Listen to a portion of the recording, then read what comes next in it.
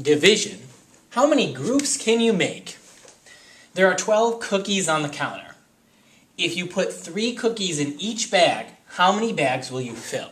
So in this one, we want to look at it exactly like it's worded. We have the 12 cookies. You put 3 cookies in each bag. Each means we're either going to multiply or divide. How many bags will you fill? Now when it asks how many bags, it's like how many groups can you make? How many bags will you fill? Let's start with the first one. 3 cookies in a bag. 1, 2, 3. And then I can circle them. And that's 1 bag. But as I count, I want to continue to count on. So instead of going 1, 2, 3, I would go 4, 5, 6, circle. 7, 8, 9, circle. 10, 11, 12. And I stop at 12 because that's the total number of cookies I had. And I look here and I put 3 cookies in each bag.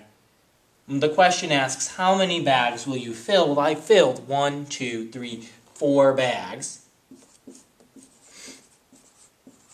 And I've shown that 12 divided by 3 equals 4.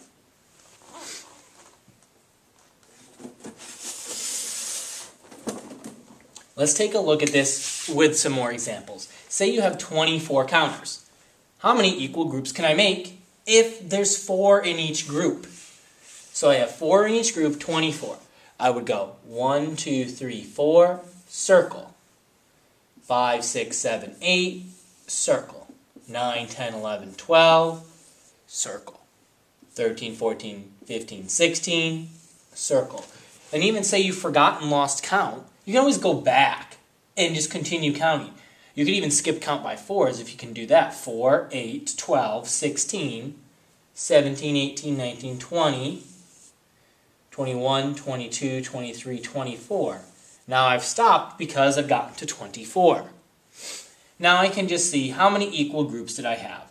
1, 2, 3, 4, 5, 6. And just always double check. Is there 4 in each group? Yep. So I would have 6 equal groups because 24 divided by 4 equals 6. Let's do it with 20. 20 into groups of 5, how many equal groups can I make? 1, 2, 3, 4, 5, that's 1. 6, 7, 8, 9, 10, that's 2. 11, 12, 13, 14, 15, 16, 17, 18, 19, 20. I've gotten to 20, now let's count how many groups. 1, 2, 3, 4. Great. Do I have 5 in each one of these groups? 5, 5, 5, and 5. So there will be 4 groups because 20 divided by 5 equals 4.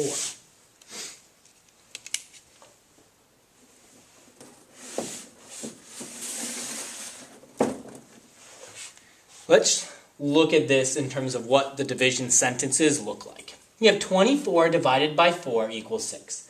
In this case, 24 is your dividend. That's your big number that you're going to split up into equal groups or figure out how many groups you can make of this number, your divisor, which is 4. And then your answer is going to be called your quotient. How does this relate to multiplication? Well, 6 times 4 is 24. So your 2 factors are your divisor and your quotient. And then your dividend is your product.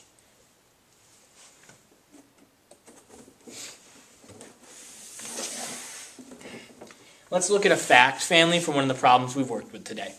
20 divided by 4 equals 5. Can also be switched around here. 20 divided by 5 equals 4. 5 times 4 equals 20. And 4 times 5 equals 20. Notice we always only ever move the 4s and the 5s, and the big number, which in this case is our dividend, or this case is our product, is always on the side. It either starts with it or ends with it. And then we flip around the 4 and the 5 to come up with the middle.